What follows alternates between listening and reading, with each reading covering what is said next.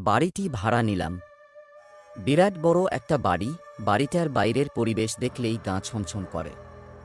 বাড়ির দক্ষিণ দিকে বড় বাঁশ গাছ, উত্তর দিকে বেশ বড়সড় একটা পুকুর। পুকুরটার পানি খুবই পরিষ্কার। গরমের সময় তাই বেছে বেছে দক্ষিণ দিকের রুমটাই থাকার জন্য ঠিক করলাম। আমাকে সব সময় সাহায্য করার জন্য গ্রামে একটা সাহসী ছেলেকে কাছে রাখলাম। ১৯ বছর বয়সী ছেলেটার নাম কাদের। শরীর স্বাস্থ্য খুব জোরালো, কোন কাজেই না নেই। সারাদিন কাজ করলেও ক্লান্তি আসে না তার। ও আমার পাশের রুমটাতে থাকে। ৫-৭ দিন বেশ সুন্দর কাটিয়ে দিলাম। প্রথম অস্বাভাবিক ঘটনার কথা বলছি। সেদিন অফিস থেকে ফিরলাম সন্ধ্যা ৭টা নাগাদ। এসে জামা কাপড় ছেড়ে বেসিনে গেলাম চোখে মুখে পানি দিতে। পানি ছেড়ে আয়নাতে তাকাতেই মনে হলো একটা আলোর রেখা পিছন থেকে সরে গেল। পিছনে তাকিয়ে কিছুই পেলাম না। ভাবলাম দেখার ভুল। কিন্তু কিছুক্ষণ পর একই ঘটনা আবার ঘটল। আলোটা এক দেয়াল থেকে অন্য দেয়ালে যেয়ে মিলিয়ে গেল।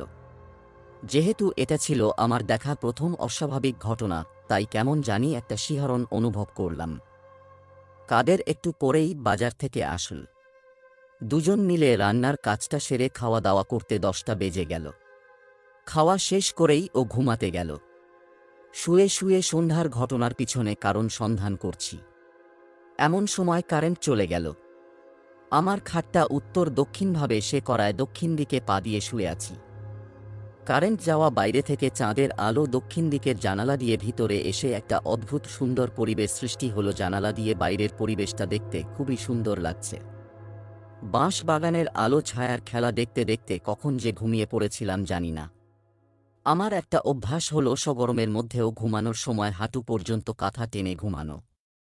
ঘুমে এক পর্যায়ে টের পেলাম পায়ের উপর কাঁথা নেই, সরে গেছে। কাঁথাটা হাঁটু পর্যন্ত টেনে আবার চোখ বুজলাম। কিছুক্ষণ পর মনে হলো কাঁথাটা ধীরে ধীরে সরে যাচ্ছে। শরীরের ক্লান্তি, তাই চোখ খুলতে ইচ্ছা হলো না। ভাবলাম মনের ভুল। কিন্তু হঠাৎ করেই মনে হলো কাঁথাটা দ্রুত সরে যাচ্ছে। ধরফর করে উঠে বসতেই জানালায় চোখ গেল। মনে হলো একটা ছায়া দ্রুত সরে গেল। কাঁথার একটা অংশ জানালার মধ্যে ঢুকে আছে। হেঁচকা টানে কাঁথা ভিতরে নিয়ে নিলাম। সাথে সাথে বাঁশ বাগানের ভিতর থেকে খলখল হাসির শব্দ ভেসে এল আমার কানে। মেরুদণ্ডের উপর দিয়ে একটা ঠান্ডা স্রোত বয়ে গেল। সারা শরীর অবশ হয়ে আসছে। মনে হচ্ছে আমি মারা যাচ্ছি। অসাড় দেহ নিয়ে আমি জানালা দিয়ে তাকিয়ে আছি।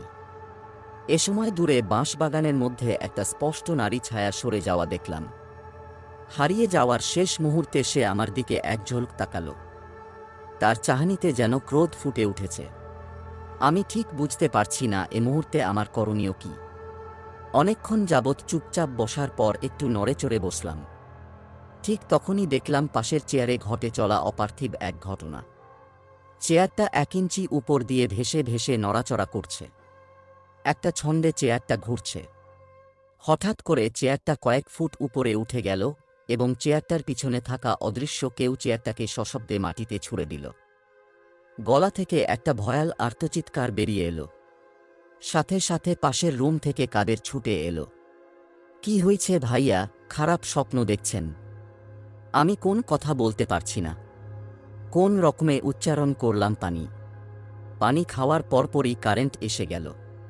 কাদের রুমে চলে গেল। জানালা বন্ধ করে বাতি জ্বালিয়ে সারা রাত মিউজিক শুনলাম। বিষয়টা জানতে পারলে কলিগদের মধ্যে হাসির রোল পড়ে যাবে। এটা ভেবেই আমি কাউকে কিছু বললাম না, এমনকি কাদেরকেও না। বিকালে বাসায় ফিরে যতক্ষণ সম্ভব কাদেরের সাথে থাকার চেষ্টা করলাম। রাত 10টার দিকে কাদের শুতে গেল। আজ জানালা বন্ধ রাখলাম এবং সারা রাত বাতি জ্বালানো ব্যবস্থা করলাম। সে রাতে বিশেষ কিছু ঘটল না, তবে একটা ভয়ঙ্কর স্বপ্ন দেখলাম। পরের দিন বিকালে অফিস থেকে ফিরে যথারীতি বেসিনে হাত মুখ ধুতে গেলাম। ট্যাপ ছাড়লাম কিন্তু পানি পড়ছে না। ভাবলাম পানি নেই। কাদেরকে মোটরটা ছাড়তে বলুক, তখন দেখি ফুল স্পিডে পানি পড়ছে। পানিতে হাত দিতেই পানি পড়া বন্ধ হয়ে গেল। ট্যাপ বন্ধ করে যখন রুম থেকে বেরিয়ে যাচ্ছি, তখন কোথা থেকে এক ঝাপটা পানি এসে সমস্ত শরীর ভিজিয়ে দিল। আমি দ্রুত রুমে চলে গেলাম। ভয়ে গলা শুকিয়ে আসছে। কাদেরকে ডেকে একটু কথা বলায় ভয়টা হালকা কমল। রাত 11টার দিকে কাদের ঘুমাতে যাওয়ার পর আমারও হালকা ঘুম আসলো। একটা ভয়ঙ্কর শব্দে আমার ঘুম ভেঙে গেল। মনে হলো কেউ নূপুর পায়ে হাঁটছে। প্রায় 1 ঘন্টা জেগে শব্দটি আবার শোনার জন্য অপেক্ষা করলাম, কিন্তু কোন শব্দ এবারে শুনতে পেলাম না। এবার ঘুমানোর চেষ্টা করব, ঠিক তখন স্পষ্ট শুনলাম আমার মাথা থেকে একটা নূপুরের শব্দ পায়ের পাশ দিয়ে জানালা পর্যন্ত যেয়ে থেমে গেল। সারা রাতে আর কিছুই ঘটেনি, তবে সেই অদ্ভুত স্বপ্নটা আজও দেখলাম। 5-7টা রাত পার হয়ে গেল। রাতগুলোতে মাঝে মাঝে আমি গভীর কান্নার শব্দ শুনেছি, তবে প্রতি রাতেই আমি ওই অদ্ভুত স্বপ্নটা দেখেছি। স্বপ্নটা ছিল এরকম: বাড়িটার সামনে শত লোক, সবার চোখে মুখে আতঙ্ক, বাড়িওয়ালার চোখ জল। সে সবাইকে কিছু একটা বলছে। এই স্বপ্নটাই প্রতিদিন দেখেছি, তবে আজ রাতের স্বপ্নটার কথা মনে হলেই গা শিউরে উঠছে, অস্থিরতা বেড়ে যাচ্ছে। আজ দেখলাম বাড়িটার সামনে শত লোক, সবার চোখে মুখে আতঙ্ক, বাড়িওয়ালা জল ভর্তি চোখে বলছে আমি ওকে বাড়ি ভাড়া দিতে চাইনি, আমার কথা শোনেনি, এখানে আসার পর এত কিছু ঘটল কিন্তু আমাকে কিছুই জানায়নি। সবাই দুটি কাফনে মোড়া লাশকে ঘিরে দাঁড়িয়ে আছে। কারো কারো মুখে বেশ কয়েকবার সুইসাইড কথাটা শুনলাম।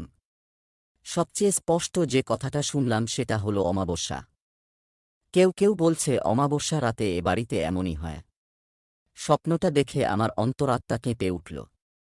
কপালে হাত দিয়ে বুঝলাম জ্বর হয়েছে।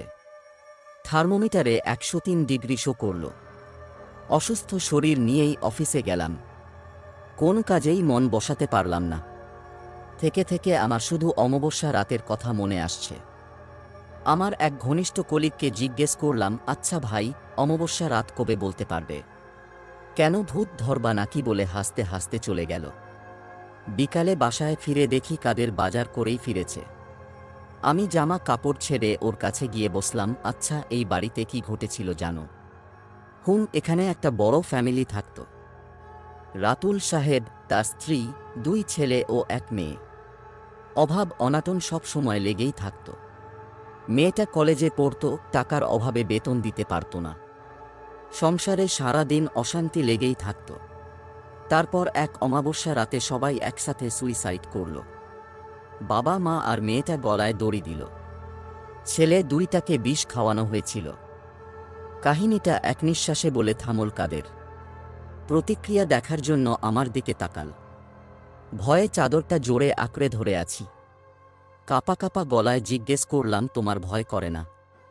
না। এতদিন এখানে থাকলে কিছু দেখেছ? কি দেখেছ? পায়ের ছাপ। প্রায় প্রতিদিন সকালেই অসংখ্য ছোট বাচ্চার পায়ের ছাপ দেখেছি। আর কান্নার শব্দ শুনতাম।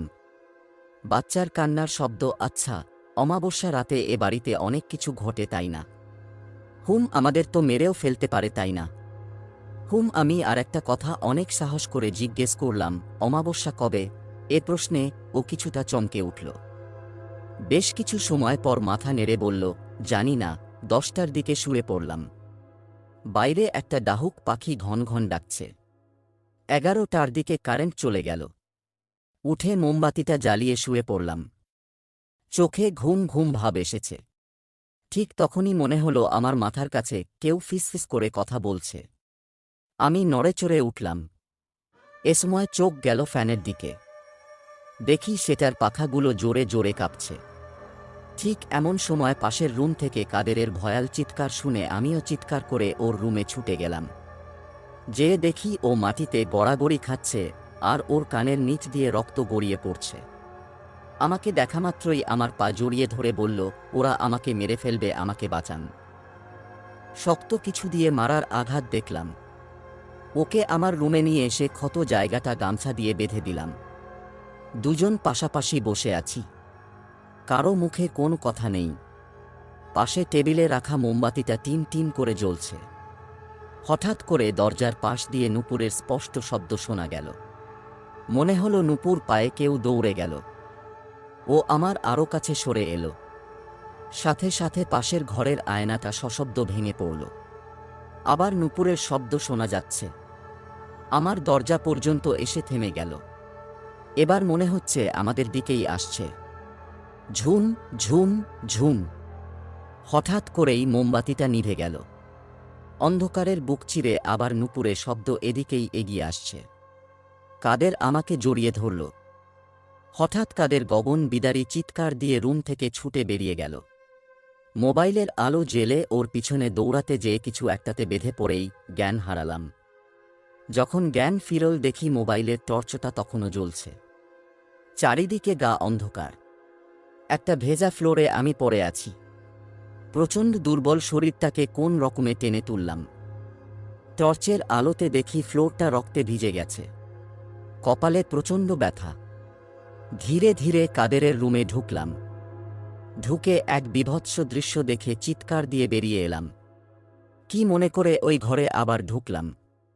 ফ্যানের সাথে দড়ি দিয়ে ঝুলে আছে দেহটা। চোখ দুটো কোটর থেকে বেরিয়ে পড়েছে। জিহ্বাটা ইঞ্চি তিনেক বাইরে বেরিয়ে আছে। মাথাটা ঘুরে নিচে পড়ে গেলাম। একটা সাদা কাগজের উপর মোবাইলটা ছিটকে পড়ল। সেখানে অস্পষ্টভাবে লেখা, আপনি পালান, আজই অমাবস্যা। অনুভূতিহীন চোখে মোবাইল স্ক্রিন দেখলাম ব্যাটারি লো, শাটডাউন। আবার অন্ধকার নেমে এলো। অন্ধকারের বুক চিরে নুপুরের শব্দটা আবার শোনা যাচ্ছে এবং আমি সেখান থেকে কোনোরকমে পালিয়ে বেঁচে যাই। বন্ধুরা, ভিডিওটি ভালো লাগলে স্ক্যারি ধুলিয়ান টিভি চ্যানেলটি সাবস্ক্রাইব করে পাশে থাকবেন আর লাইক করে কমেন্টে অবশ্যই জানাবেন ভিডিওটি কেমন লাগলো।